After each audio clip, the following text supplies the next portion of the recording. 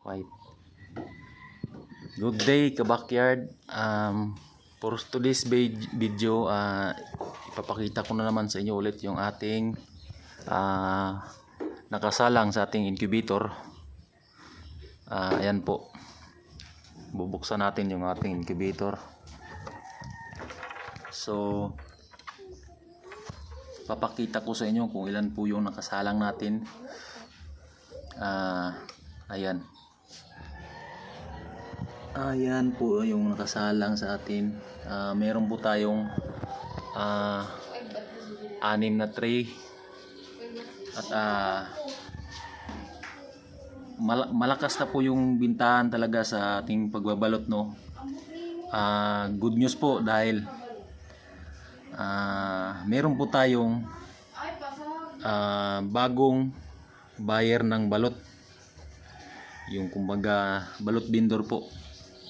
At nangako siya sa atin na susuporta siya sa ating business.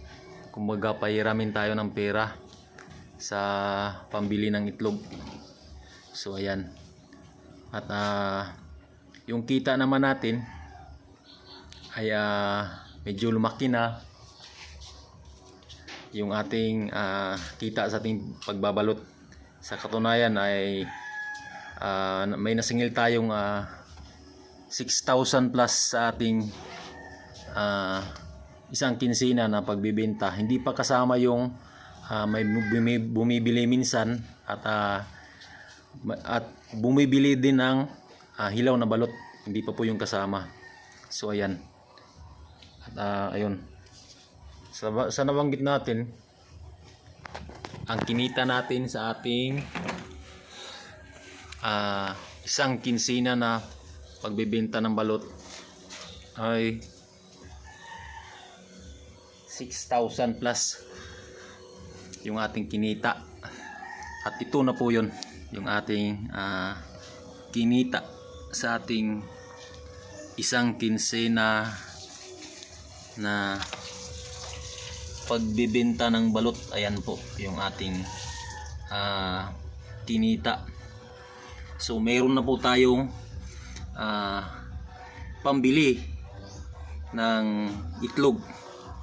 At hindi na tayo maubusan ng pambili ng itlog dahil medyo marami pa naman yung nakasalang.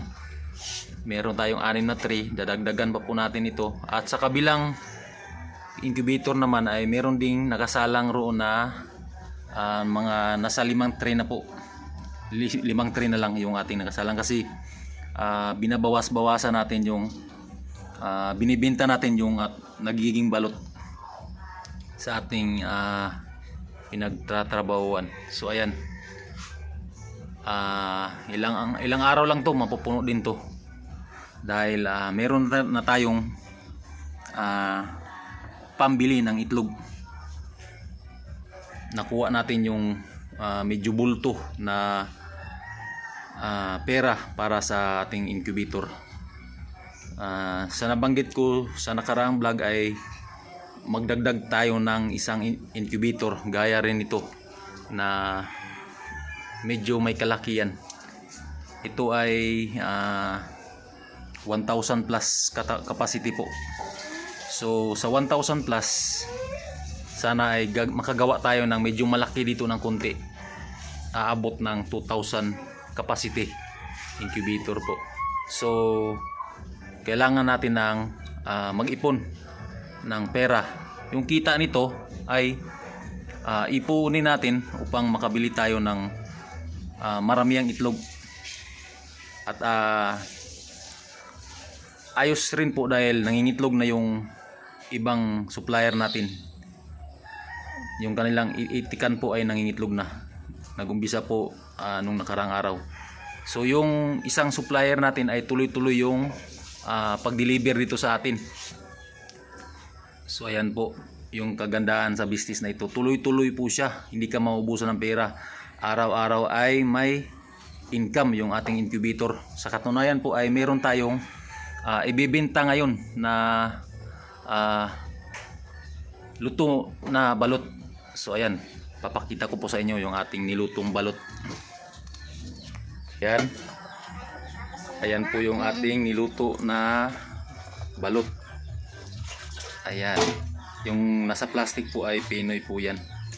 Kunting Pinoy at 30 pieces na balot. Kahapon ay nakapagbenta tayo ng pinautang natin yung 40 pieces.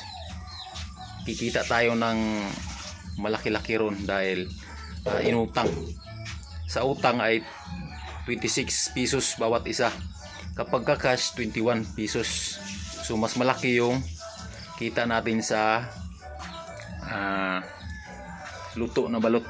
So ayan, kung makikita nyo, araw-araw tayong magbibenta ng balot para dumami yung ating income. So ayan, ayan po yung ating nakasalang na itlog dito sa ating Styrobox incubator. So ayan po yung 5 tray, pang-anim na tray yung nasa ilalim na itlog ng ating Rhode Island Red. So ayan, ito yung ating pera na pondo para sa ating pambili ng itlog. At dadami pa po ito kapag pagdating ng isang kinsena na naman, kasi mangungulikta na naman tayo para sa ating pinautang na itlog. Yun, mangungulikta tayo, madagdagdagan nito at meron na naman tayong pambili ng itlog. Kumbaga pinapalago natin yung ating balot business po. Ayan lang po, hindi po siya masyadong matrabaho dahil ayan nga, yung paggawa ng balot ay napakasimple po. Ano lang yan, yung kumbaga parang naglalaro lang tayo dahil hindi siya mahirap gawin, no? Kasi nga sinasalang lang natin, lalo na kapag meron tayong supplier ng itlog na kumbaga sila yung nagdi-deliver sa ating bahay. Yun yung kagandahan. Yun nga lang ay isa pa lang yung ating nagdi-deliver. Kukuha pa po tayo ng isa pang magsusupply ng itlog dahil gagawa tayo ng malaking incubator. Abangan nyo po yun. At yan lang po sa araw nito, at maraming salamat po sa panonood. Sana po suportahan nyo po yung ating munting channel. At God bless po sa ating lahat. Happy farming po. Bye bye.